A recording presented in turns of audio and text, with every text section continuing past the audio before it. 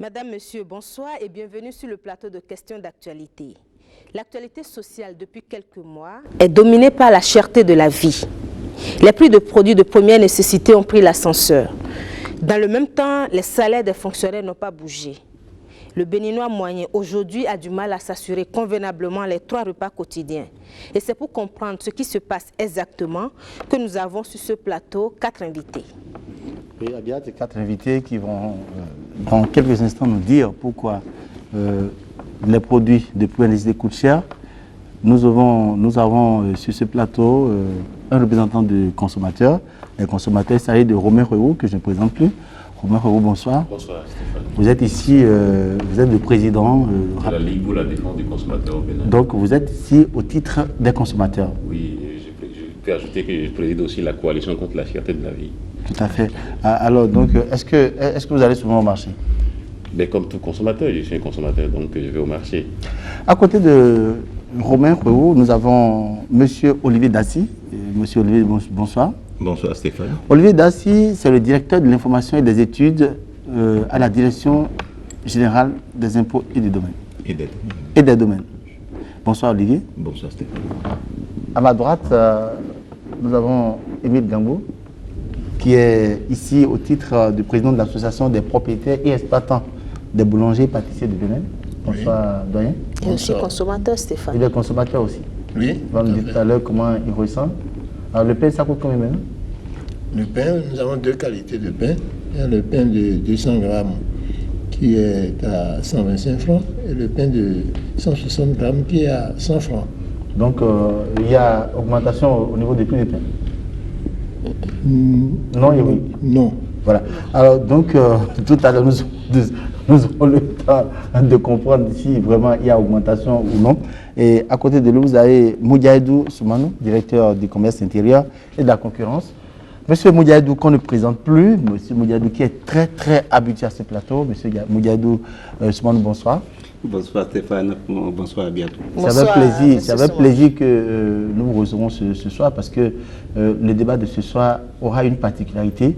C'est un débat de vérité, c'est un débat qui nous permettra de dire qu'on peut faire mieux que ce qui est fait actuellement. Et sur ce, Abiat, oui. Ce débat, question d'actualité qui va traiter de la cherté de la vie, nous allons commencer rapidement avec un élément témoin. Oui, nous aurons tout à l'heure un élément témoin sur la marche des consommateurs béninois, justement. Et c'est dans la semaine que ça s'est passé? Oui, et dans la semaine, c'est avant-hier. Mardi, qu'on a eu cette marche-là. Donc, on commence avec la marche des consommateurs, de la coalition contre la cherté de la vie. Si l'élément est prêt, on peut y aller. Il y a longtemps que le Bénin traverse une crise alimentaire. Les populations ne mangent plus à leur faim. Il y a presque un an que les hydrocarbures ont augmenté de 45% en moyenne. Les produits pétroliers ont augmenté en moyenne de 50%. Le téléphone a augmenté en juin de 24%. La SBE a failli augmenter le nerf électrique de 19%. Une somme de situations qui rendent la vie difficile aux consommateurs aujourd'hui. Voulez-vous que nous continuions pas à vivre comme cela? Voudrez-vous qu'en matière de santé, en matière d'éducation, en matière de communication, mais écoutez, nous n'avons commis aucun crime pour être dans l'enfer. Si l'État ne satisfait pas les revendications, c'est-à-dire que s'il ne baisse pas les prix des produits de première nécessité, il y a plusieurs formes de lutte. Les marches se poursuivront. Mais en dehors des marches, les consommateurs sont inscrits chacun dans des secteurs. Et nous continuerons. Tout ce qui se fait aujourd'hui, notamment les différentes grèves, notamment les différentes marches, participe à exiger que le gouvernement revienne sur un certain nombre de ces actes qui font que tout le monde en a ras-le-bol dans le pays. Monsieur Moudiaïdou, nous avons eu 2 marches de protestation dans l'espace d'1 mois contre la cherté de la vie. Il y a quelque chose qui ne va pas. Je vous remercie. Je pense que Stéphane l'a souligné dès le départ. Je pense que c'est une émission de vérité où rien ne sera caché. Alors cela dit, avant d'être directeur de la concurrence du commerce intérieur, je suis aussi consommateur. C'est indispensable, donc autant que nous sommes tous des consommateurs ici. Il faut le souligner effectivement depuis pratiquement décembre 2004, nous avons commencé par assister à une augmentation des prix de la plupart des produits, qu'il s'agisse de produits agricoles locaux ou de produits industriels importés. Et malheureusement, la situation a été exacerbée par la crise pétrolière que tout le monde entier a traversée et que malheureusement dans notre pays, on n'a pas su gérer comme ça se doit. Et vous savez que les produits pétroliers entrent non seulement dans le cycle de production, mais aussi dans le cycle de distribution. Alors par rapport à tous ces facteurs, il faut comprendre que lorsque nous avons une hausse des prix de ces produits, ça se répercute pratiquement sur tous les produits. Je pense que quand on aura l'occasion d'aller dans le détail, je pourrai vous donner des précisions. Alors, monsieur Raymond Romain Reuault, vous êtes le président de la coalition contre la cherté de la vie. Alors, vous avez fait 2 marches déjà, comme l'a dit Abia tout à l'heure, en un mois. Il y a vraiment un problème quelque part. Vous avez suivi le directeur de la concurrence, du commerce intérieur de la concurrence. Alors, que se passe-t-il? Qu'est-ce qui vous amène dans les rues maintenant? Pourquoi c'est maintenant seulement? Ah bon. Parce que ça fait depuis décembre 2004 quand même. Oui, vous savez, une organisation de consommateurs a pour mission de veiller sur le coût et la qualité des produits que les consommateurs consomment dans un État. Donc, ce rôle de veille suppose qu'il faut analyser la situation économique pendant une période donnée et voir les conséquences que les prix, l'augmentation des prix a sur la qualité de la vie du consommateur. Nous avons déjà commencé par tirer sur la sonnette d'alarme depuis près d'1 an. Ce n'est pas simplement les démarches du 26 octobre et du 22 novembre qui ont été les actions qu'on a utilisées pour informer les dirigeants de ce que les consommateurs souffrent. Nous avons commencé par contacter l'État à travers des correspondances pour faire savoir à l'État que les prix des produits stratégiques, avec l'évolution qu'ils prennent, les consommateurs n'arrivent plus à supporter en fonction de leur pouvoir d'achat. Ces 2 marches ont été en fait les dernières actions d'envergure. Vous savez, on ne peut pas dialoguer avec une structure qui ne vous écoute pas, qui ne réagit pas. Donc le dialogue, on peut le lui imposer à travers une marche. Et c'est ce que nous avons choisi comme donner ressort en tant qu'action d'expression de la fatigue économique des consommateurs. Je suis très heureux d'apprécier, d'ailleurs, M. Soumanou, que j'apprécie beaucoup. Il est un représentant il est un technicien de la de l'État. Et il vient de confirmer que les consommateurs souffrent. Il est parti en disant qu'il a été il est consommateur avant d'être DCCI. Tout à fait. Ça, c'est très important. Parce que cette vérité d'un cadre d'une dynamique de l'État, ça ne se retrouve pas tout le temps. Donc c'est heureux qu'en face de lui, j'ai un technicien de l'administration de l'État qui reconnaît que les consommateurs souffrent. Et le responsable, c'est l'État. Il a souligné qu'on n'a pas pu bien gérer certains secteurs de commerce. Et c'est ça qui aujourd'hui a conduit les consommateurs là où ils sont et n'arrivent plus à manger par jour 3 fois en moyenne comme il le faut, comme cela est recommandé à tout citoyen, à tout homme humain. Monsieur, avant d'aller dans le fond du débat, vous avez dit que c'est pour pour demander le dialogue. Est-ce que vous avez eu le dialogue? C'est oui ou non? Excusez-moi pour pouvoir... Le dialogue, on l'a eu entre griffes parce que on a été reçu enfin par le ministre d'État le mardi dernier, le mardi 22 novembre 2005, et il a promis comme d'habitude qu'il nous recontacterait pour qu'on étudie à fond le contenu du mémorandum qui intègre l'ensemble des problèmes objets de la cherté de la vie au Bénin. Voilà. Monsieur, oui. On va demander à Monsieur Dassi pourquoi est-ce qu'on observe une cherté des produits de première nécessité. Merci Madame la journaliste. Je confirme que effectivement la vie coûte de plus en plus cher. Sur le marché, comme l'ont si bien dit mes prédécesseurs, les articles de première nécessité, pour ce que je sais, reviennent de plus en plus chers Il suffit de se porter effectivement sur le marché pour constater de quoi nous parlons. C'est une vérité absolue. Et pourquoi cela coûte cher? Il doit y avoir certainement des raisons. Je suis représentant de la Direction générale des impôts et des domaines sur ce plateau. Je devine déjà que vous voulez m'entraîner sur le terrain de la fiscalité. Et si ce n'est pas prématuré, je vais déjà commencer donc à en parler. Si la hausse des prix est due à la fiscalité, Stéphane, est-ce qu'on peut y aller? Non, pourquoi pas? Pourquoi pas? De toute façon, M. Mouyad vient de dire qu'il y a une mauvaise gestion de cette situation. Alors, cette gestion, c'est partagé. Nous avons le ministère du Commerce, nous avons le ministère des Finances. Yeah. Alors, quelle est la part de responsabilité de cette mauvaise gestion de cette situation, à votre niveau? Lorsqu'on parle il faut parler de prix, en réalité. Ok. Alors, quand on parle de prix, on parle de structure de prix, en fait. Une structure de prix, c'est un ensemble de données qu'on met ensemble, pour obtenir au bout du compte le prix de tel ou tel produit. C'est ça. À l'intérieur donc de cet ensemble, il y a certainement des données qui regardent la fiscalité. Alors, quand on parle de fiscalité, il faut penser à la fiscalité de porte et à la fiscalité intérieure. Fiscalité de porte entendue au sens de la fiscalité douanière. C'est ça. Je voudrais plutôt m'appesantir ici sur la fiscalité intérieure. Tout à fait. Celle qui vous concerne. Celle qui nous concerne. Étant donné que je suis de la Direction générale des impôts et des domaines, qui est la structure chargée de mettre en œuvre la politique donc, de l'État en matière de fiscalité intérieure. Oui.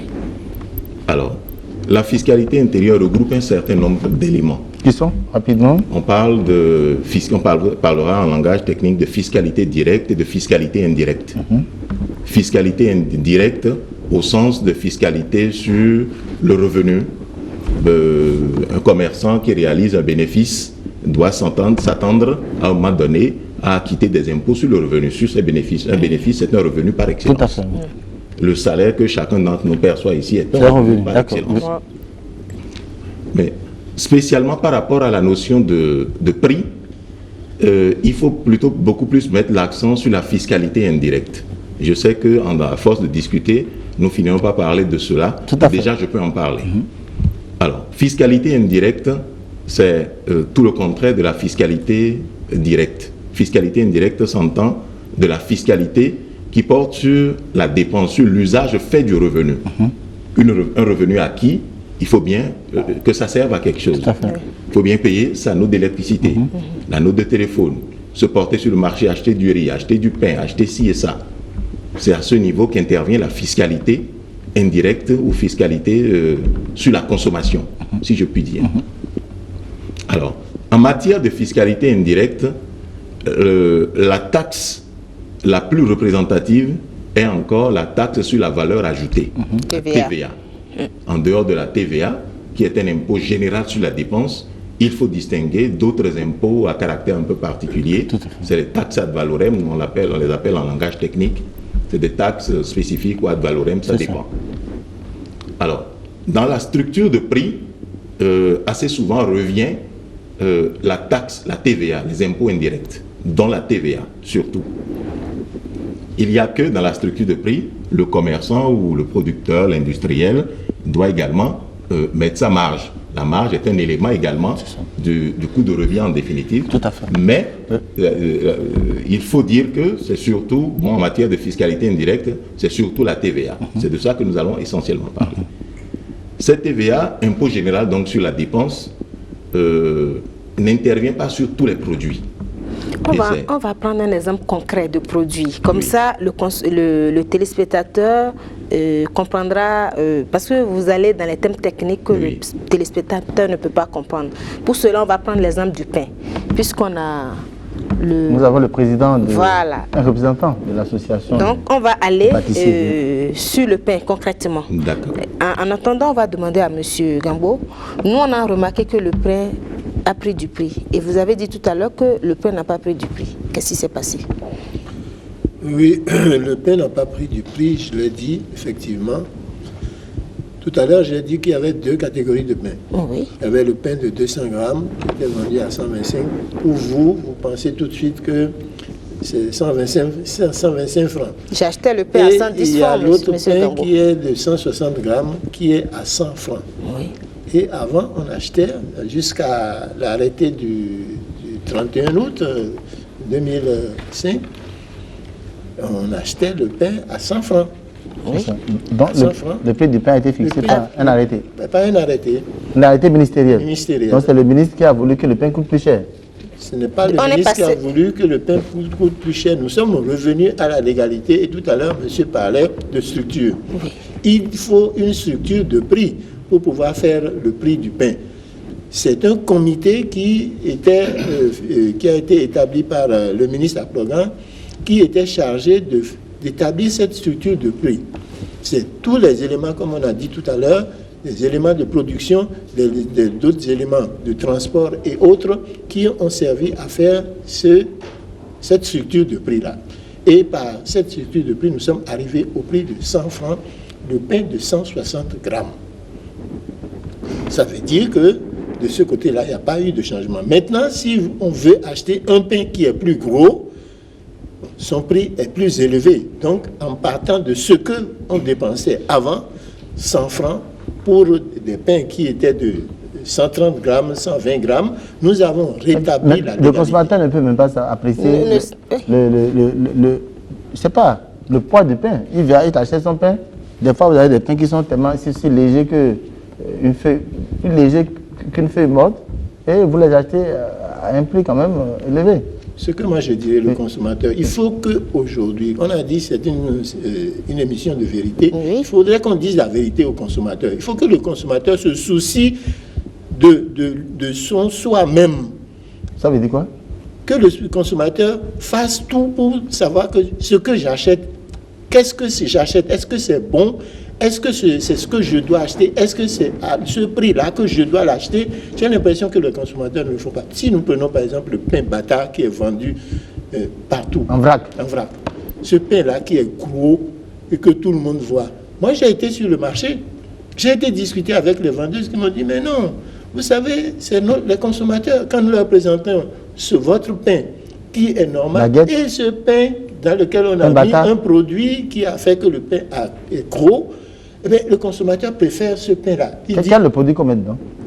C'est un produit qu'on appelle le bromate ou la salmonelle. Est-ce que c'est un produit, conseillé pour la consommation? C'est un produit qui n'est pas conseillé pour la consommation. Donc le pain Bata là, ce qu'on met dedans, pour que ce soit Bata là, ce n'est pas le produit qui est mis dedans est un produit nocif. C'est un produit, il faut le dire, d'après les analyses qui ont été faites, d'après les résultats que le DCCI nous a donnés, parce que nous avons été attaqués pendant nos séances de ce comité-là. On a dit, vous faites tout vous voulez tuer la population parce que vous mettez un produit là-dedans qui fait gonfler le plein, qui est un produit cancérigène, ainsi de suite et tout ça, qui tue à petit feu.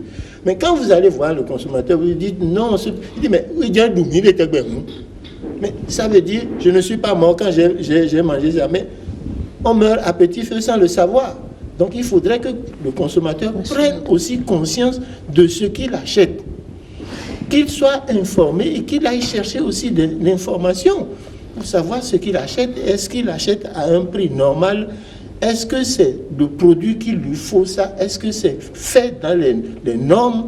Il y a aussi ça que le consommateur. En attendant d'avoir plus d'informations sur ces produits cancérigènes, nous allons demander à M. Soumanou, pourquoi est-ce que, puisque c'est vous qui avez fixé les prix, pourquoi est-ce que vous avez fixé les prix? De toute façon, pour le consommateur, il y a une augmentation. Expliquez-nous. Vous avez parlé de la mauvaise gestion de la situation tout à l'heure. Est-ce que ça rentre dans la mauvaise gestion que vous avez faite de la situation, M. Modiabi? Bien au contraire, le dossier pain a été très bien géré. C'est pourquoi ça a augmenté de prix? Je vais vous dire que ça n'a pas augmenté de prix. Je vais démontrer. Avant l'ajustement du prix du pain, nous sommes partis sur le marché. On a pesé les pains. En principe, le pain qu'on devrait vendre aux consommateurs à 100 francs devrait peser 310 grammes. conformément à l'arrêté qui a été pris en 1996. Et il s'est fait que on devait ajuster périodiquement compte tenu de l'évolution des prix.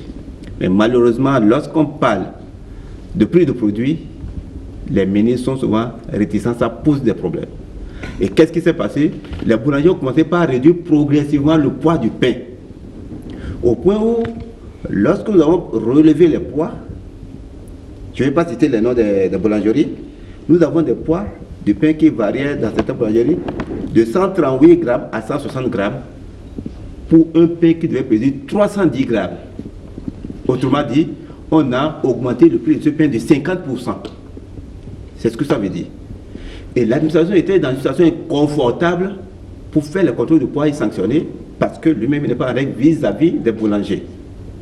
Nous avons expliqué sérieusement la situation avant maintenant qu'on admette le principe d'ajustement. Et quand on met maintenant le pain sur le marché qui pèse 160 grammes et qui est vendu à 100 francs par rapport à un pain de 138 grammes qui était vendu à 100 francs, 110 francs, pour moi, il n'y a pas d'augmentation du prix du pain. Donc voilà comment il faut comprendre cette question-là. Et avec les poids et les prix qui sont fixés maintenant, l'administration est en situation confortable pour faire le contrôle et peser le pain pour voir si ça répond au poids normé. Et au-delà, nous avons, le ministre a pris également un arrêté pour essayer d'organiser le circuit de distribution.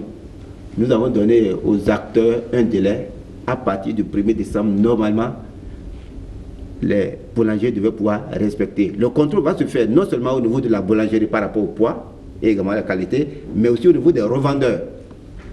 Il a été exigé que chaque boulangerie puisse confectionner d'uniforme avec son enseigne. Oui. Et on remet au distributeur. Ce qui fait que quand vous rencontrez une vendeuse de pain, vous savez de quelle boulangerie ça provient, vous pesez. Donc ça ne peut être voilà, ça ne peut être de voir les pains bâtards. Bon, il faut également clarifier cette question-là. Oui. La question du pain bâtard ou de pain baguette, par rapport à la qualité, ce n'est pas telle catégorie de pain. Parce que même le pain baguette, on met aussi de la salmonelle ou bien de bromate. Ce n'est pas une question de forme. Quand vous allez vers Wando, vous voyez des pains longs, là, que nous avons là. Croustillants, nous avons tous, hein, mais je vous déconseille ça. Je vous déconseille parce qu'on a mis ces matières-là pour pouvoir rendre le pain doré croustillant. Vous prenez le pain, vous coupez, tressez comme ça. Je vous conseille pas de manger. Ça crie. Je vous conseille pas de manger parce qu'on a mis cette matière impropre à la consommation. Mais par contre, les pains, quand vous coupez, ce n'est pas très croustillant, il y a de mie dedans. Bon, ces pains sont de bonne qualité. On va revenir à ça maintenant. Abiad, je crois qu'il faudrait qu'on relance ce débat. Oui. Nous étions en train de parler avec le représentant de la direction des impôts et des domaines pour voir l'incidence, n'est-ce pas, des taxes sur la structure de prix et ce qui nous crée aujourd'hui les difficultés. C'est ça qu'il est en train d'expliquer. S'il vous plaît, par rapport à ça, je voudrais vous proposer un produit. Oui, voilà. Parce que quand vous prenez le pain, c'est plus complexe. Oui. Parce que le pain, ça ne dérive pas d'un produit importé directement. Le blé, mais il y a le blé. Le blé est produit localement. J'ai dit directement. Ah, oui, d'accord. Quand on prend les hydrocarbures, donc c'est importé directement, ça va chez le consommateur. Alors que le pain subit beaucoup de transformations, il faut mettre du sel, il faut mettre de l'eau, il faut mettre de la glace, il faut mettre beaucoup de produits dedans. Alors, par contre, quand vous prenez les hydrocarbures, je pense que c'est un cas d'école et qui va permettre vraiment de comprendre la situation. Tout à fait. Donc, alors, nous allons, on va écouter Kouéou, après on va écouter... Parce que, en fait, les produits dont la montée des prix influe directement sur l'économie du consommateur existent. Ça, c'est pas le pain. C'est pas le pain. Moi, je ne mange pas de pain. Le pain n'est pas un produit béninois. Il y a beaucoup de Béninois mangent ça devient c'est une acculturation. Le pain n'est pas un aliment de base des Béninois. Donc je pense que moi j'ai déjà déconseillé tout le temps le pain blanc au Béninois. Il n'y a pas de raison qu'on fasse des débats sur du pain. Revenons à nos aliments nationaux. Mais non, mais attention. Aujourd'hui, il y a des industriels qui font du pain, et ça Oui. fait de la valeur ajoutée, Oui. ça emploie des gens. Je crois qu'il Mais faudrait quelque que... part, les consommateurs béninois, hein, on est des Africains, on n'a qu'à manger africain. Le pain n'est pas un aliment africain. Vous avez Ça, un aliment de c'est substitution? important. Non, je pense que Oui, si bien vous sûr. voulez, Alors, parce que moi, je par pense... rapport à ça, il faut quand S'il même vous plaît, ressortir monsieur le Miguel, débat. oui. Vous êtes en tant que consommateur, Tout à le fait. consommateur a la liberté de de choisir. choix. Donc, il ne faut pas imposer votre volonté, votre choix au consommateur. Un. Mais en Deux, tant que- on fabrique en tant que- maintenant du Monsieur, pain s'il qui est à vous plaît, base s'il vous plaît. de la farine de manioc. Oui. On peut introduire Justement, la c'est ce farine que de je manioc dis. dans- On n'en est pas encore là. Ça Justement, a commencé. Ça a commencé. C'est ce que je conseille plutôt que qu'on importe du blé pour enrichir les producteurs européens, hein, au lieu qu'on fasse de la panification ici, qu'on introduit du maïs ou du manioc, comme ça se fait dans d'autres pays de sahéliens. Il faut qu'on change de mode d'alimentation, c'est le plus important. Bon, disons Alors, qu'on les a produits commencé- pétroliers, oui. les produits pétroliers sont les produits stratégiques sensibles et dont les prix, lorsque leur prix augmente, ça influe sur tout. Le transport, le transport des vivres, la production de l'énergie, la production même du pain dont on parle. Tout à fait, Donc, parce que les parce qu'il y a l'énergie, il y a le gasoil, Tout à fait, il y a tout à les fait. transports Donc, pour la distribution, il y a si tout la ça. vie a commencé par coûter cher au Bénin depuis 1 an aujourd'hui, c'est parce que les hydrocarbures ont commencé à prendre du prix. Les télécommunications sont restées élevées, ont aussi pris du prix en juin. Donc, c'est deux produits qui ont laminé l'économie des consommateurs et qui créent aujourd'hui la cherté de la vie. Si nous sommes là où on est aujourd'hui, on est en train de faire un débat sur la cherté de la vie, c'est parce que, les hydrocarbures ont pris du prix. 2, les télécommunications ont pris du prix. 3, les produits vivriers ont pris du prix parce que du fait de la production qui n'a pas été, d'une période qui n'a pas été bonne aux paysans. Et aussi là, il y a un problème. Vous avez vu aujourd'hui dans nos villes, les populations ont quitté les campagnes pour venir faire du sémillant en ville. On va voir ça tout à Ils ont l'heure. laissé les champs. Il n'y a pas eu Monsieur, beaucoup de céréales oui, nous pour la allons voir ça tout à population. l'heure. Et 4, et ça c'est avec les problèmes d'électricité que les consommateurs rencontraient déjà, la SBE s'apprêtait à augmenter de 9% l'électricité. Ce sont 4 produits dont les prix ont augmenté et ont créé la cherté de la vie. Prenons un peu les prix des produits pétroliers, vous verrez que c'est ce produit-là qui aujourd'hui a fait augmenter les autres coûts, les autres produits qui pèsent sur les consommateurs. Et là, les fiscalistes nous diront, ce que nous savons, il y a une forte pression fiscale sur les prix des produits pétroliers et j'aurais voulu qu'il me donne. Était-il possible de faire autrement par rapport aux produits pétroliers? Tout à fait. Est-ce qu'il est possible de faire autrement? C'est possible parce que, je vous dirai tout à l'heure, je suis membre de la commission d'ajustement des prix des produits pétroliers, M. Soumanou, et moi, il le sait. Vous savez, en décembre 2004, déjà, le consommateur versait par litre de carburant acheté dans une station en moyenne 96 francs à l'État. 96 francs par litre. Par litre à l'État. À partir de mai 2005, c'est déjà passé à 114 francs,56. Que le consommateur verse à l'État. Combien? 114 francs par litre. Ça, c'est sur le super. Alors, en octobre 2005, le mois dernier, il verse en moyenne autour de 150 francs par litre sur le super. Alors, lorsque vous faites le calcul, le prix actuel de super, c'est 455 francs le litre. Soustrayez 455, enfin, moins 150. Vous verrez le prix auquel on vend les hydrocarbures dans l'informel. Ça veut dire que l'État perçoit en moyenne l'augmentation que je viens de dire là sur les prix des produits pétroliers. À ce niveau-là, il est possible de faire quelque chose parce qu'il y a certains pays de la sous-région, lorsqu'ils ont vu que du fait de la montée du coût du baril sur le marché international et du dollar, la conséquence directe, c'est la pression fiscale sur les produits pétroliers. Donc, ces pays-là ont revu leur fiscalité pétrolière. Et la TVA a été supprimée sur certains produits. Le Bénin peut le faire aussi. Est-ce que vous avez un exemple de pays qui l'a fait? Le Togo, le Burkina Faso et la Côte d'Ivoire. Les exemples sont là. Nous avons les documents ici. Et le DCCI, qui est le directeur du commerce intérieur, il a aussi ces documents-là, peut-être plus détaillés que nous, parce que nous, en défenseur des consommateurs, on n'a pas plus de moyens que l'État pour vérifier les informations. Mais nous avons ces informations-là, en tant que membre de la commission d'ajustement des prix des produits pétroliers. Monsieur Dacier. Monsieur Dacier, vous êtes interpellé. Qu'est-ce qui s'est passé? Est-ce que l'État a augmenté les tasses entre-temps? Vous permettez que je revienne à ce que nous disions tantôt.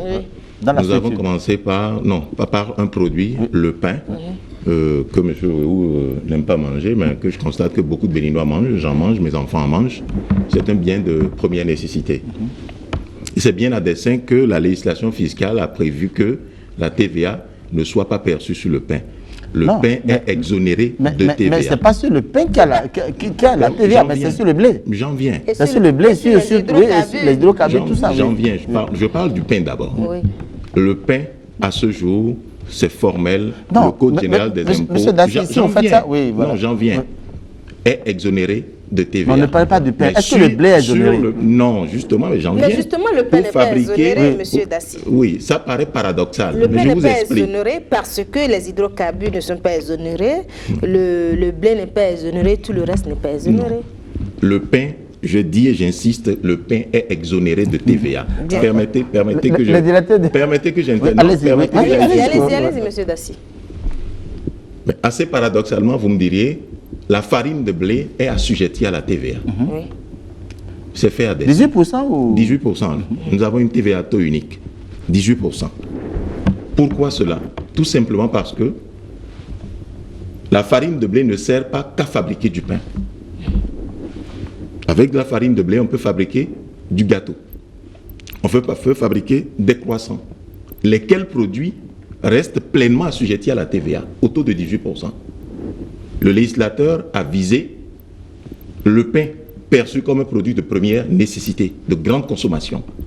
Et c'est justement pour cela que le pain n'est pas frappé de TVA. Donc c'est clair. Les hydrocarbures, venons-en. Puisque vous êtes là pour nous dire. Absolument.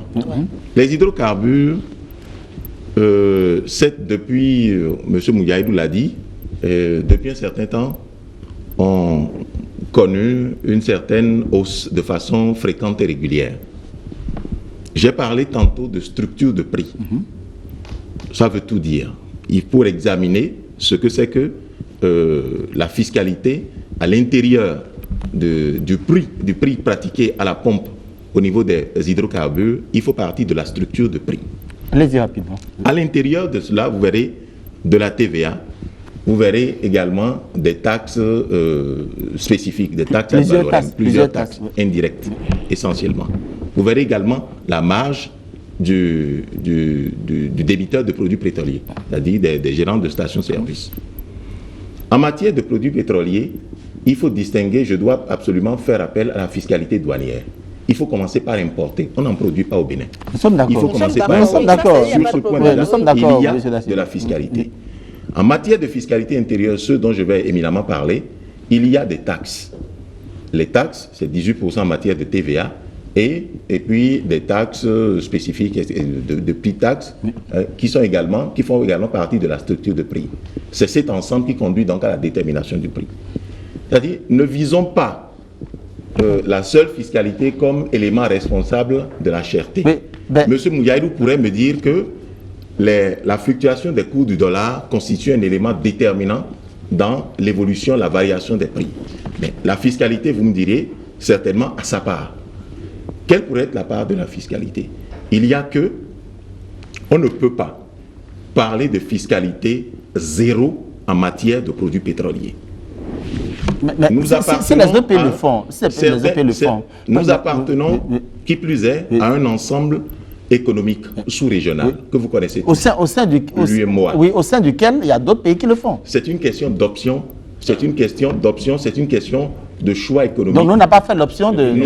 On n'en est pas encore là. C'est possible. Le Bénin a choisi de tuer les consommateurs. C'est possible qu'on en vienne là.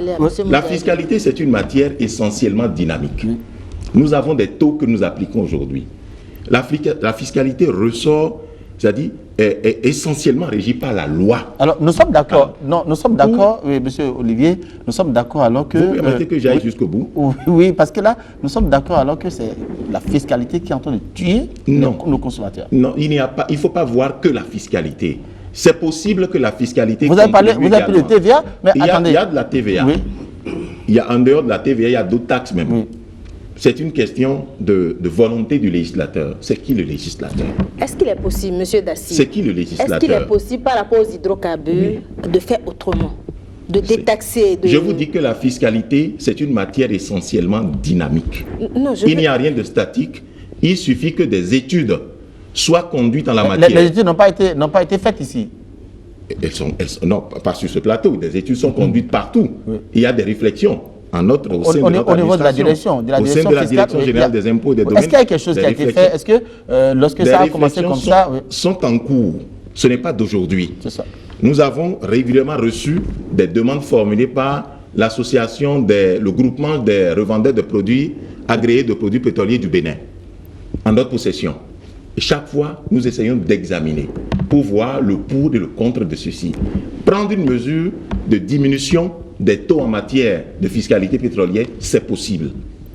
Je vous dis que ce n'est pas, c'est possible. Je vous dis que la fiscalité par essence est dynamique. Nous sommes d'accord. Les taux que nous appliquons aujourd'hui, il se pourrait que demain, on en vienne à les réduire. Mais je rappelle que nous appartenons à un ensemble économique sous-régional, l'UEMOA, qui a ses règles, lesquelles règles s'imposent à tous les pays qui en sont membres. Les études en cours, si elles permettent, si elles autorisent la faisabilité de ci ou de ça, c'est bien possible que demain, on fasse un projet, qu'on fasse un projet, qu'on envoie un projet dans le sens de la réduction du taux de tel ou tel impôt sur tel. Mais il y a que la TVA béninoise est une TVA à taux unique. Vous me direz certainement pourquoi on ne peut pas dissocier, multiplier les taux. C'est un autre débat, je vous en prie. Il n'y a pas de pays dans la sous-région. D'accord. Donc, monsieur Dassé, nous sommes d'accord alors que nous n'avons pas une politique fiscale dynamique. À l'heure actuelle, on n'a pas une politique fiscale dynamique. Nous sommes statiques, nous restons là sur les acquis, c'est 18%. Allez, on a pris ça. 18%, non, attendez que je vous dise. La TVA béninoise est une TVA à taux unique, comme la plupart des TVA du monde pratiquement. C'est une tendance quasi universelle. On va revenir à vous, Monsieur Modiadou. Voilà le raisonnement des fiscalistes. Je vais être très long si vous le permettez. Oui, allez-y. Tout à l'heure, je pense que, on a une fiscalité par rapport aux produits pétroliers qui est inappropriée. Tout à fait. Parce que c'est le directeur c'est une fiscalité ad valorem. C'est ça. C'est-à-dire que exprimé en pourcentage. C'est ça. Ça veut dire quoi? Ça veut dire que plus la valeur CAF augmente, plus le montant déboursé par le consommateur augmente. C'est ça qu'il a démontré tout à l'heure. Parce qu'en janvier ou en décembre 2004, les prix étaient moins élevés. C'est ça. Alors en appliquant les taux, l'essence, droit de douane, c'est 10%. La TVA à l'interne, c'est 18%. La taxe spécifique, c'est 11,16%. Mon Dieu. Ainsi de suite. Pratiquement 50%. S'il vous plaît. Donc, ce qui fait que lorsque la base taxable n'est pas élevée, le montant payé par le consommateur n'est pas élevé. Par contre, quand ça augmente, le montant à payer par le consommateur également augmente.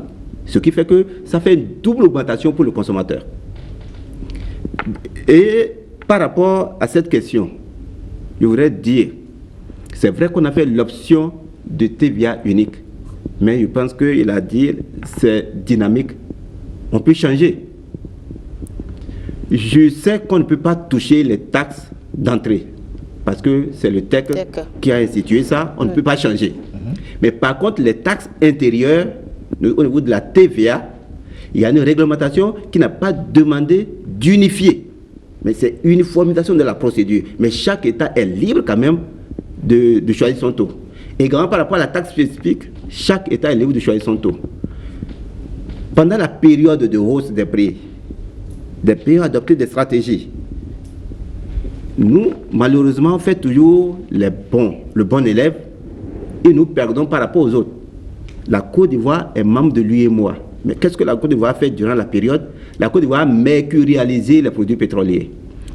C'est-à-dire, monsieur par exemple, les prix qui sont actuellement en vigueur en Côte d'Ivoire, la valeur de référence, puisque la Côte d'Ivoire a une raffinerie, les sociétés pétrolières achètent directement au niveau de la raffinerie. La valeur de référence, le prix de référence de vente de super, par exemple, c'est 268,133 francs le litre. C'est ça qu'on doit considérer comme base pour taxer. Mais on considère 146,975 francs. Donc on a réduit de 45% pour qu'en appliquant les différents taux, le consommateur n'ait pas à subir. Le pétrole lampant, c'est 334,467 francs. On a appliqué une valeur méga de 145,988 francs, soit une baisse de 56,35%. Le gasoil, ça fait 355 francs. On a appliqué une décote de 62,83% pour avoir une base taxable de 132 francs. Le Burkina Faso a supprimé la TVA sur le pétrole et sur le gaz. Ça veut dire qu'on peut faire ça ici aussi.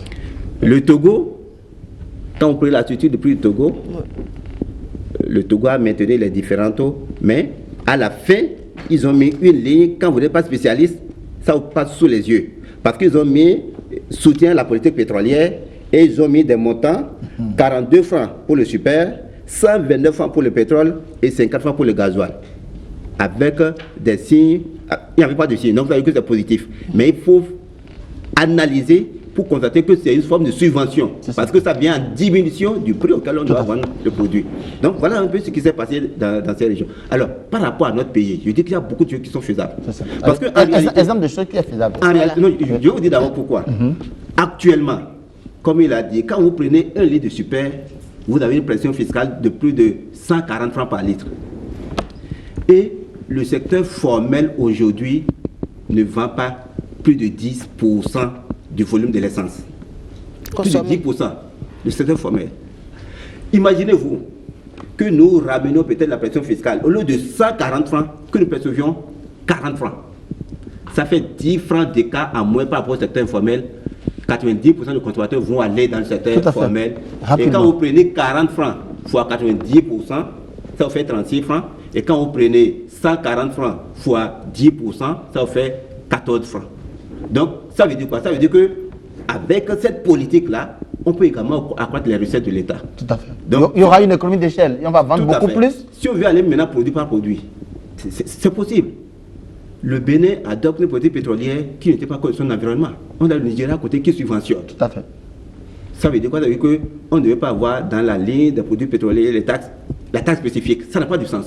La taxe spécifique, ça vient encore augmenter le différentiel de transport pour encourager le secteur informel. Oui. Donc ça veut dire que c'est possible de supprimer. Oui. Monsieur Mouyadou, ça fait quand même longtemps que vous êtes très habitué à ce plateau. Monsieur Mouyadou, bonsoir. Bonsoir Stéphane, bonsoir à bientôt. C'est avec plaisir que nous vous recevons ce soir parce que le débat de ce soir aura une particularité. C'est un débat de vérité, c'est un débat qui nous permettra de dire qu'on peut faire. Passe pas un certain nombre de questions. Je me mets un peu à la place de téléspectateurs. Voilà, ce qu'il faut souligner, c'est ceci. Ouais. Ce n'est pas un secret pour personne qu'il y a des propositions, des cadres que soit tu as acceptés. Ce n'est pas tout ce que vous proposez qui est pris en considération. On n'a pas une politique économique, c'est ça? Non, on a une politique économique, mais ça dépend de l'appréciation que chaque ministre en fait. Ou bien les cadres chargés de conseiller les ministres en font. Donc, par rapport à ça, ce ne sont pas les propositions qui manquent. Même ce que je viens d'exposer ici, ça fait l'objet d'un rapport qu'on a envoyé tout récemment au ministre des Finances. De façon informelle, je ne le cache pas, j'ai discuté avec le ministre des Finances, il a été surpris par ces données. Et il a regretté qu'il n'ait pas ces informations avant le débat budgétaire. Mais il m'a dit que ce n'est pas encore tard. Il allait plus loin pour dire que même ce que vous dites c'est faux. Lui va voir comment on va expérimenter ça pendant 6 mois pour voir ce que ça va donner. Donc c'est pour dire que à des moments ça passe, mais par contre, ça ne passe pas. Parfois ça ne passe pas. Alors, le président de l'association des boulangers, vous avez écouté tous ces débats-là. C'est vrai, il y a notre ami des impôts qui a dit que le pain n'est pas taxé, tout ça là. Vous avez dit tout à l'heure que le pain a augmenté parce que... Vous permettez par rapport au pain, oui. Je voudrais préciser quelque chose. Je pense que ce qu'il dit, c'est pas seulement vérifié. C'est l'activité de production qui n'est pas peut-être taxée de TVA. Mais par contre, tous les intrants sont taxés de TVA. La farine de blé, c'est taxé de TVA. La levure est taxée. Le gasoil. Le sel est taxé. Le gasoil. Donc, tout ce qui entre. Maintenant, il y a quand même une transformation. Ce n'est pas les produits de façon épaisse comme ça qu'on avale. Non. Donc, c'est cette activité de transformation-là qui est exonérée. Vous confirmez? Oui, non, j'appuie ce que vous dites. Vous confirmez? Oui, parce que de toute façon, s'il y a quelque chose à faire pour que le prix du pain n'augmente pas, c'est toujours de ce côté-là qu'il faut regarder. Si on parle de la TVA existe sur la farine de blé. Tout à fait. Bon, on dit que c'est parce qu'il y a une partie de la farine qui va faire du croissant et autres, là, on ne prend pas de la TVA. Parce que le croissant n'est pas mangé partout. Sur le pain, il y a toujours une TVA qui existe. Celle qui a été prise sur la farine de blé existe sur le pain. Bon, et il y a encore pas mal de choses à faire. Qui sont? Vous avez une occasion de parler de ça rapidement. Il faut diminuer les impôts que l'on fait payer aux boulangers aujourd'hui à travers tout ce qu'ils subissent. Il faut diminuer un peu ces impôts-là. Et comme ça, le pain pourra baisser de prix. Le pain, c'est en diminuant tous ces impôts qui pèsent sur les boulangers, ça leur permettra d'engranger un peu de bénéfices, parce que qu'est-ce que vous avez comme boulangerie correcte ici au Bénin? Les gens essayent de se débrouiller pour avoir une boulangerie. Nous regrettons qu'on vienne nous dire, bon, il y a des boulangeries même dans des salons, dans des cours, dans des basses-cours avec les coqs, les poulets et autres et tout ça là, mais ils veulent aussi avoir une boulangerie comme les autres. Mais si on faisait... Mais ce n'est pas incitatif, on ne leur permet pas de s'installer. Pas du tout. Alors, donc, il faudrait essayer de faire de telle sorte qu'il n'y ait pas d'un côté des gens qui s'installent n'importe comment, sans autorisation et autres, qui influent sur ce que les autres qui sont installés correctement doivent avoir. Vous avez à votre droit quelqu'un à qui vous pouvez parler de ça, c'est lui qui est chef du commerce intérieur. Est-ce que vous avez discuté souvent avec lui? Nous discutons de ça. Nous avons un comité. Qui a été installé, et le premier travail qui était dévolu au comité, c'était de faire cette structure de prix-là, de sortir les prix maintenant que l'on doit respecter. Ensuite, ce comité doit aussi régler tous les problèmes de la filière, c'est-à-dire le problème de propreté, de salubrité, ainsi de suite, et tout ça là, que les boulangeries soient bien organisées, qu'ils achètent, qu'ils mettent des produits corrects, de la farine de blé, que ce ne soit pas de la farine de blé pourrie, ainsi de suite. Parce que ceux-là qui ont été installés une boulangerie de fortune cherchent aussi à gagner un peu d'argent, et ils vont chercher de la farine. La fiscalité, ici, on essaie de... Ils ne pensent pas aux consommateurs à qui ils donnent un produit qui n'est pas un produit tout à fait sain. Ils ne pensent pas à ça, ils croient que ça ne fait pas quelque chose. Donc il faut les sensibiliser pour qu'ils sachent qu'il ne faut pas agir de cette façon-là. Monsieur Gambo, avant de continuer, nous allons regarder, continuer ce débat, nous allons regarder un reportage tourné à Dantopa, justement sur la cherté de la vie.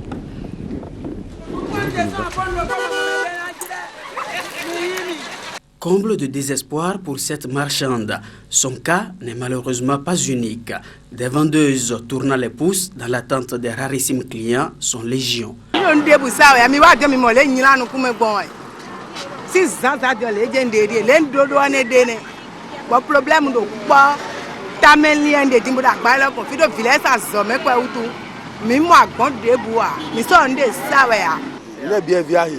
Badeviahi, Aikuviahi, Galiviahi, Kafio Karune Bieviahi. Mida sume block battle, soto block so battery Rosiagba, mi wa so gilio. Bino Mazoa. Within no Viahiolo, Melewa, and I have not unglo, what gives them Yagi, Bonai. But me they are not figuring out so he was on a coup, Cisadia, when they dem a bottom of sac bottom, let me there Bobo, but I'm Benouye. Ce n'est donc plus qu'un secret de polichinelle. Les denrées alimentaires deviennent inaccessibles en raison de leur coût démesuré. Il n'y a pas un produit qui coûte moins cher ici actuellement. Tous les produits sont chers. Si on pourrait toutefois solliciter une aide du gouvernement pour que une politique soit mise en place pour que les produits soient moins chers, accessibles à tout le monde, je pense que ce serait la bienvenue.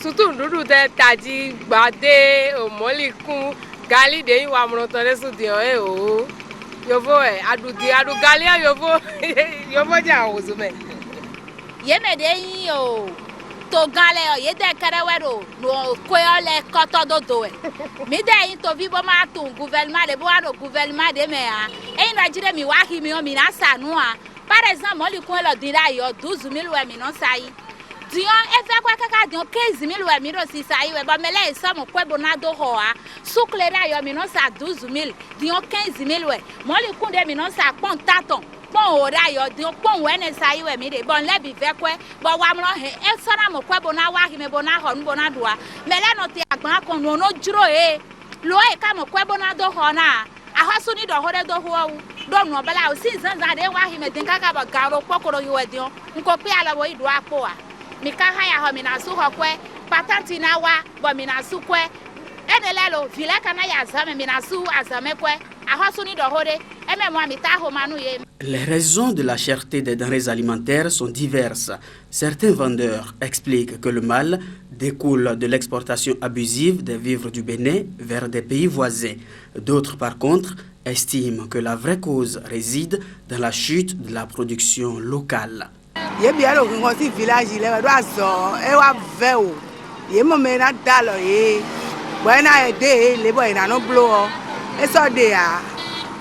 Dio ye bi to kwa bude wi ade mna go ti village le ba village e de bu so ba so sie de bu na wa ye me bi do e bi no ho a ku to no fi no go ti village le bono wa fi ene wo no de so e va ki do to me de to ga kaka bo ablo pere o iran to kwa ji mo sanu mi me de yi to mna khole ti o mi lo kan le bo i kholo to kun kwa no le vo va ki boy le aze afi bo ablo te pense le de kaka eno va ki.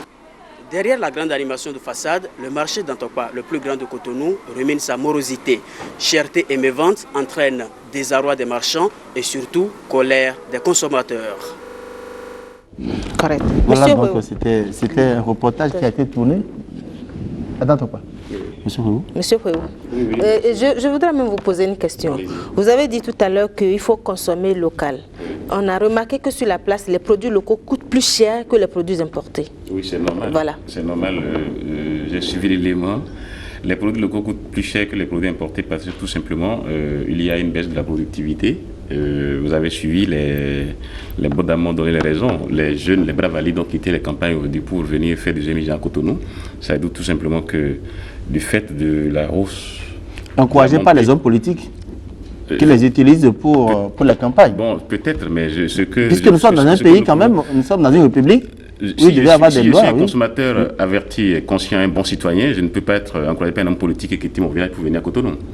Je pense, essentiellement, c'est à cause de la cherté de la vie que les citoyens, nos parents paysans, ont pensé qu'il vaut mieux venir en ville faire 2 millions, 3 000 francs par jour et pouvoir acheter du riz, une mesure et manger de la viande comme ils n'en mangeaient pas au village à cause de la cherté de la vie. Alors, il y a un problème, social. Et ça, c'est le signe que l'État ne regarde pas de près les indicateurs de la crise sociale qui aujourd'hui secouent nos contrées. La deuxième chose, vous savez, aujourd'hui, notre agriculture est essentiellement liée aux aléas climatiques. Lorsqu'il ne pleut pas dans les villages, le paysan ne peut pas produire. Donc, il y a un problème de maîtrise de l'eau. Mais il y a aussi un problème de politique agricole. On a des bas-fonds sur nos côtes ici. On pouvait produire du riz énormément. On pouvait aussi faire de la production irriguée.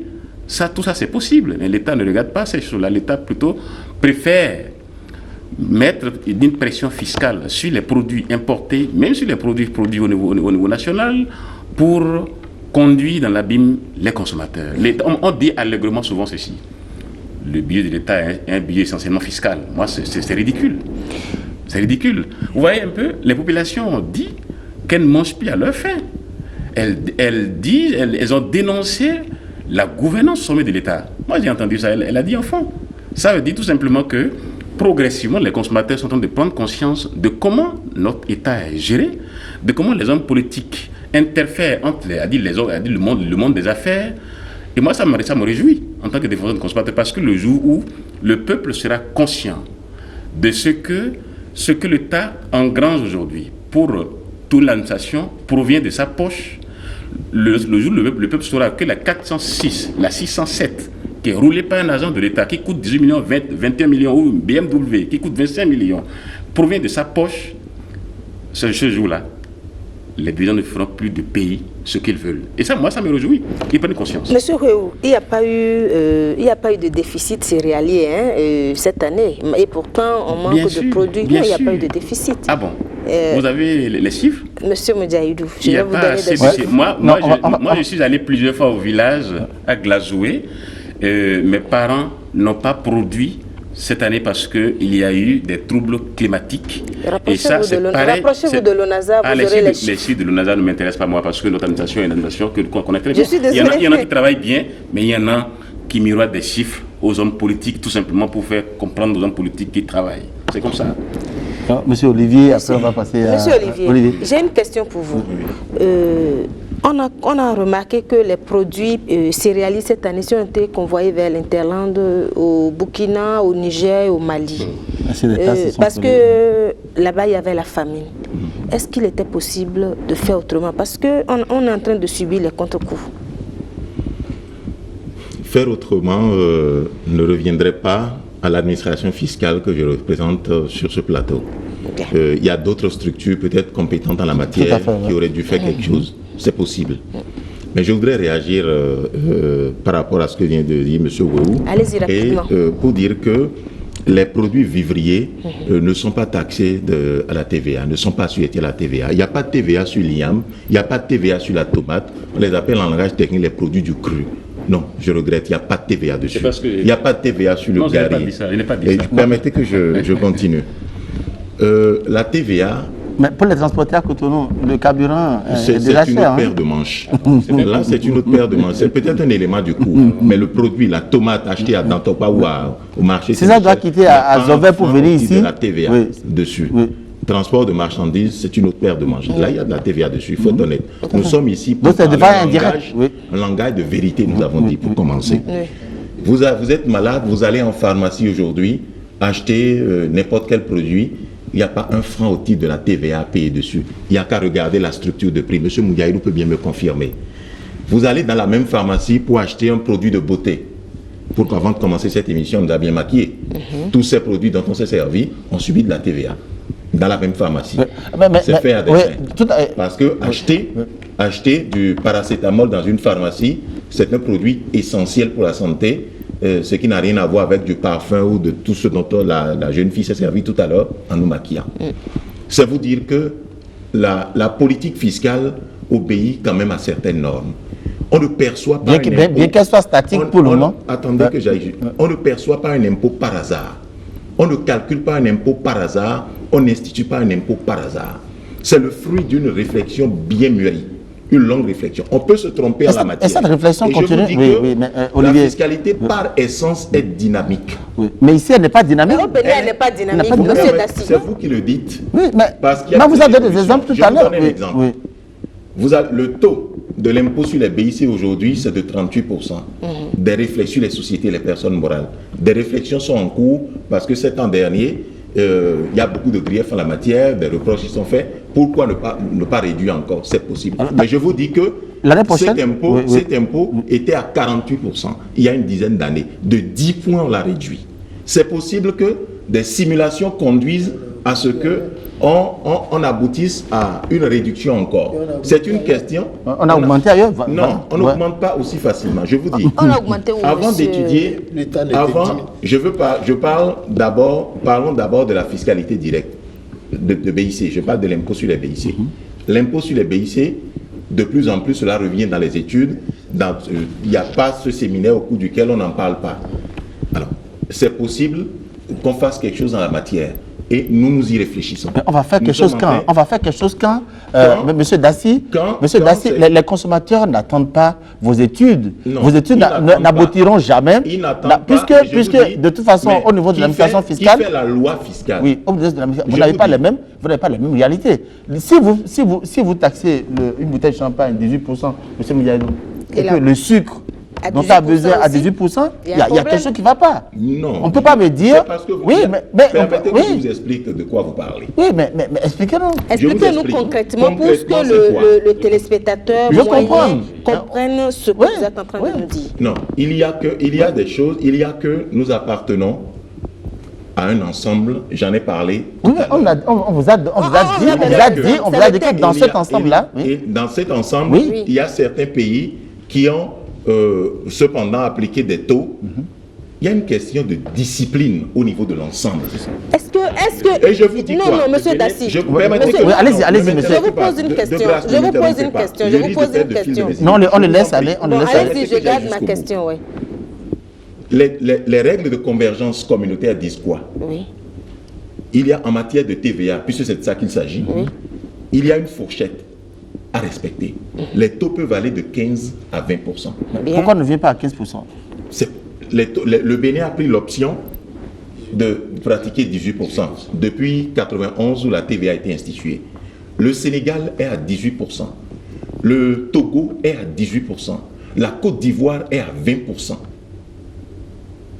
Le Niger est à 19% et a tenté d'aller à 19% était à 19%. Et il y a eu tout ce que vous savez, et dont vous avez parlé tantôt. Ça veut dire que quand on dit qu'il y a une fourchette, il y a possibilité de naviguer, d'aller, c'est-à-dire de faire en sorte que, tout en respectant cette fourchette, les deux normes, les deux bouts de cette fourchette, c'est-à-dire les 15 ou les 20, pourvu qu'on soit à l'intérieur et comme ça, on est en règle vis-à-vis des normes. Le Bénin a eu le souci de respecter ces normes et c'est pour cela que le Bénin dit « je me mets à 18%. » Et je vous dis, il n'y a pas pratiquement ce pays au monde où la TVA ne soit pas, qui n'est pas une TVA à taux unique. C'est la meilleure manière de gérer la TVA, la meilleure manière de nous avons quelle économie? Nous avons quelle économie? Nous avons quelle économie, nous autres? C'est encore d'avoir une TVA. C'est une tendance, je vous nous avons quelle économie? C'est une tendance quasi universelle. Mais il y a qu'à côté de la TVA, par souci de justice sociale, il y a une chaîne d'exonération qu'on observe. Cela existe au Bénin. Et pourtant, monsieur Dassi, cela existe au Bénin. Bénin. Oui, mais de toute façon, il y a quelqu'un qui peut vous contredire. Moi, je vais vous poser une question. Je serai tout heureux d'être contredit. Je veux vous poser une question d'abord. Et si les autres pays, vous avez dit que c'est des taux uniques, que je ne crois pas, si les autres pays réussissent sur les produits de première nécessité à baisser leur TVA, est-ce qu'il n'est pas possible chez nous de le faire? Est-ce qu'il faut être discipliné, tuer sa population d'abord? Non, pas tuer. Je vous ai dit que quand on parle de dynamique, c'est qu'il y a possibilité de faire quelque chose. Il se pourrait que, de par la volonté du législateur, puisque la fiscalité est de source essentiellement législative, il se pourrait que d'ici à l'année prochaine, des taux varient. Est-ce que la loi de finances de 2006 prévoit un peu de baisser certaines choses? Elle est sur la table de l'Assemblée, elle est en train d'être discutée. Attendez que les discussions finissent. Qu'est-ce qui a été prévu alors? Il y a pas en matière de TVA. La TVA béninoise est au taux de 18%, mais d'ici à l'année prochaine, ce serait prématuré de dire que quelque chose a été prévu. Mais les années qui vont suivre pourraient voir la TVA. Pendant ce temps, il y aura, vous savez ce qui peut se passer? Avant que le décès ne prenne la parole, je vais vous dire une chose. C'est exactement ce langage, cette réponse que l'administration donne à son peuple. D'ici à là, on verra. Des études sont en cours. Le législateur est le... Vous savez, pendant longtemps que ces fonctionnaires, ces députés, ceux-là qui ont le pouvoir politique, le pouvoir économique en main et qui gèrent les ressources de l'État, pendant longtemps qu'ils vivront de ressources des populations, ils répondront exactement tout le temps comme ça parce qu'eux ne souffrent pas. Ils sont tout le temps, ils sont dans le luxe, ils vivent dans l'opulence, sur le dos, sur la souffrance des populations et ils répondront tout le temps comme ça. C'est offusquant, c'est énervant et le peuple nous regarde, les consommateurs nous regardent et nous suivent. De la façon avec laquelle on gère l'État et la façon avec laquelle on répond au peuple, la manière avec laquelle on gère les ressources de l'État, si demain on ne partage pas équitablement ces ressources-là et que le peuple prend conscience de ce qu'on gère mal ces ressources, il se soulèvera. Monsieur, voilà, on n'en est pas encore là pour le moment, monsieur. Ce qui s'est passé au Niger n'est pas loin de nous. Si c'est à cette étape-là qu'on veut venir au Bénin, avant qu'on ne puisse prendre les lois, que les députés votent les lois qu'il faut pour que le peuple vraiment souffle un peu, alors on viendra. Monsieur, monsieur Moudjaïdou. Monsieur Moudjaïdou, vous avez écouté notre ami de l'administration fiscale.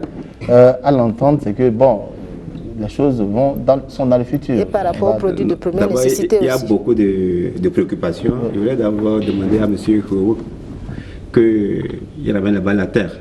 Je pense que il est vrai. Il est dans son rôle. Hein? Je suis d'accord, mais il faut quand même qu'on lui précise que tout le monde ne peut pas être dans le privé. Il faut fortement des gens pour être dans le secteur public et d'autres pour être dans le privé. Deuxièmement, je pense que par rapport aux grilles salariales et au comportement, le Bénin n'est pas en avance vis-à-vis des autres pays. Et donc, nous sommes dans un environnement, vous sortez, monsieur, que vous comparez un peu les situations. Donc, je suis désolé par rapport à ces propos que vous tenez en ce qui concerne les gouvernants. Certes, quelque part, monsieur Royo. Quand vous parlez, je ne vous ai pas interrompu. Monsieur Moudjaïdou a la parole. C'est le président de l'administration du commerce. Alors donc il faut... C'est normal, vous êtes dans votre rôle, mais je pense que toute proportion gardée, le Bénin n'est pas un pays qui exagère par rapport à l'environnement. Je sais qu'effectivement, il y a des problèmes pour tous les consommateurs, autant que nous aussi. Parce qu'il faut qu'en parlant, on essaie quand même de... Moi, en tout cas, pour ce qui me concerne, la dotation en carburant que je recevais bien avant les hausses, c'est ça que je reçois. Donc ça veut dire quoi? Ce n'est pas qu'on a juste... Voilà la quantité, d'accord. Donc cela dit, maintenant par rapport à beaucoup de préoccupations que vous avez exprimées, en ce qui concerne les mesures qui auraient dû être prises, je pense qu'il faudrait... Les produits de luxe qui sont à 18%... Non, je vais y arriver, mais pas encore pour le moment. Je vais préciser par rapport aux produits vivriers, ce serait une erreur grave qu'on dise nos produits vont au Burkina, vont au Niger, il faut interdire l'exportation. Ça va être une erreur grave. Parce qu'actuellement, si nous avons un déficit, je prends le cas du Gari, avec le projet manioc, nous avons assisté à un boom de la production de manioc, avec le fait de l'augmentation de la productivité et autres. Le Gari est descendu à 100 francs, de 200 et quelques. En 2003. En 2003. Toute l'année. Compte tenu de certains problèmes, ce projet a commencé par dandiner. Et mieux, il y a des producteurs de manioc qui ont été déçus parce qu'ils n'ont pas trouvé de débouchés pour leurs produits. Et ça a découragé. Voilà la situation. Si il y a des opportunités dans les pays de la sous-région, il ne faut pas bloquer pour décourager les producteurs. Bien au contraire, c'est nous qui n'avons pas su anticiper en réalité. Parce que la sécheresse dans le Sahel, ça a été annoncé. Il a fallu qu'on informe donc nos producteurs pour que les gens puissent intensifier la production et qu'on puisse donc exporter. Donc, dire qu'il fallait prendre des mesures, certainement d'interdiction, pour satisfaire peut-être ce que la population attendait qu'on fasse, c'est anti-économique. Et deuxièmement, par rapport à la question de la TVA, je dis, des choses sont possibles, surtout par rapport aux produits pétroliers. Parce qu'en réalité, dans tous les pays du monde, c'est le secteur que la fiscalité maîtrise très facilement. Parce que les acteurs sont connus. Les volumes sont connus, on ne triche pas avec ça. Les produits, quand ils sont importés, ils sont sous douane. Et la douane est au dépôt, et c'est les quantités qui sortent. Donc par rapport à ces produits, c'est possible de revoir. La question de TVA à taux unique, on peut prendre ça de façon globale, mais on peut quand même spécifier certains produits, ou bien particulièrement tout le monde les produits pétroliers, compte tenu de l'impact sur tous les autres produits par rapport au coût de production. C'est un effet d'entraînement. Etc. Dans d'autres pays, le gasoil utilisé par la société d'électricité est détaxé, c'est 0% de TVA. Chez nous, ce n'est pas encore le cas. Je pense que c'est vrai. Les études sont en cours. Non, je vous en prie. Les études sont en cours. Je pense que il y a des législateurs, ils sont en train de l'écouter certainement.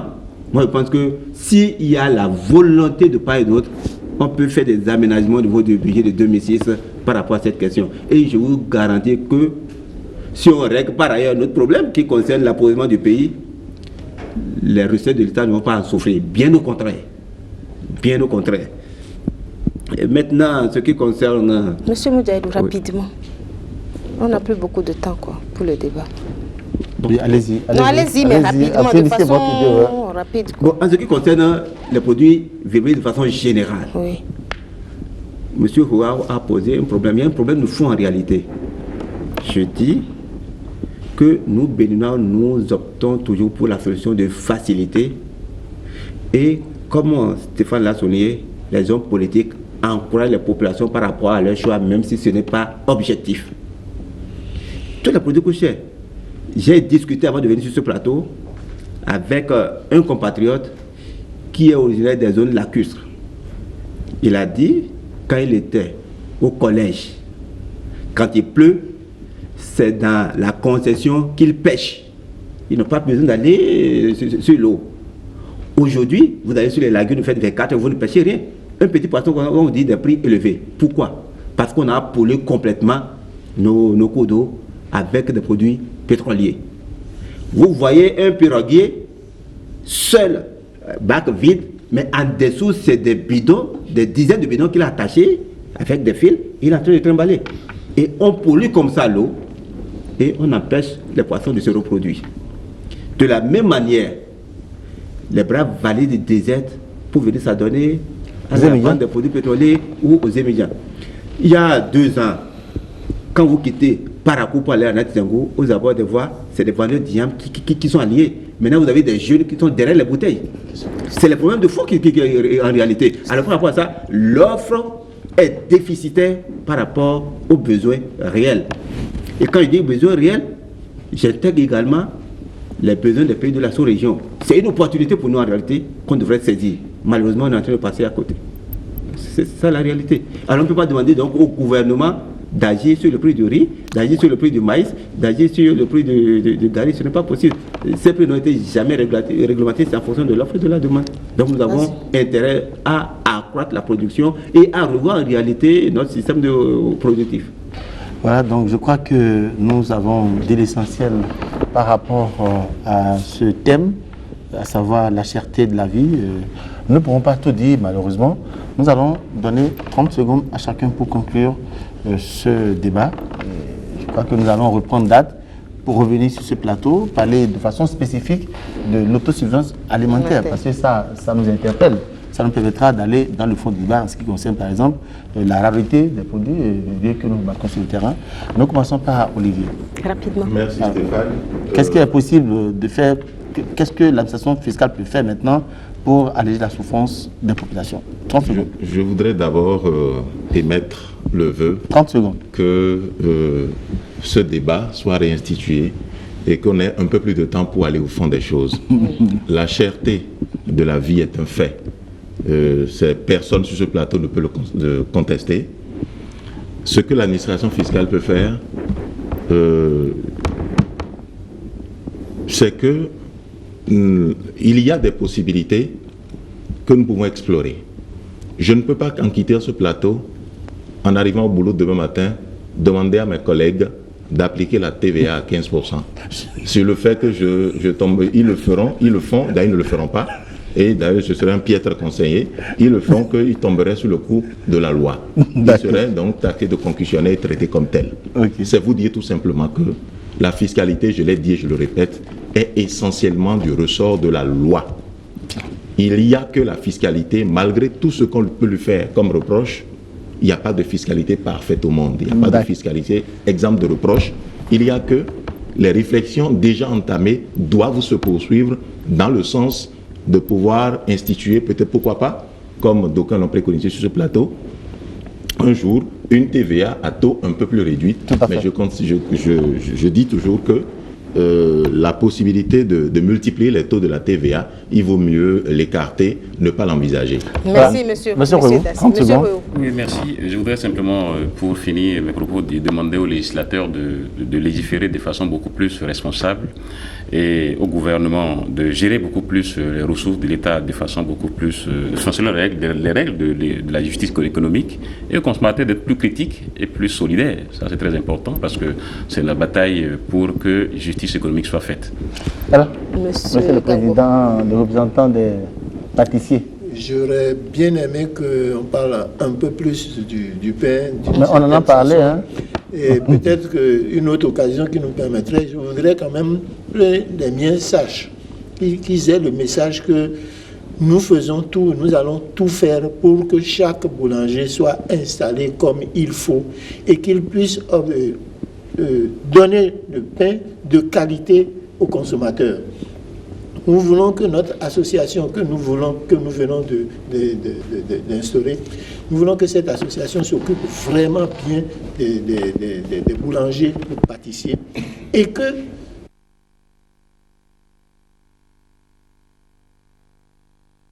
il doit mettre les impôts sur cette profession-là. Parce que, comme a dit le consommateur tout à l'heure, ben, c'est la cherté de vie qui a fait que les gens sont venus maintenant au pain. Ils n'étaient pas au pain.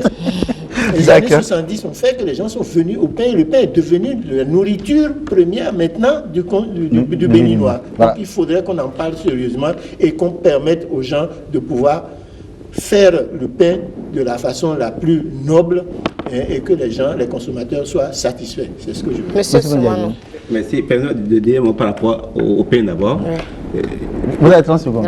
15 secondes, parce que l'activité de panification est une activité industrielle et par conséquent soumise d'abord à une autorisation préalable. Malheureusement, nous avons des installations anarchiques. C'est pour dire, par rapport au travail qui est en train d'être fait, à partir du 1er décembre, il ne sera plus comme... Il faut le dire, il faut insister. Aussi bien au niveau de la qualité. Parce que vous allez dans les boulangeries, vous avez des mouches qui côtoient les panificateurs. Vraiment, ce n'est pas sain.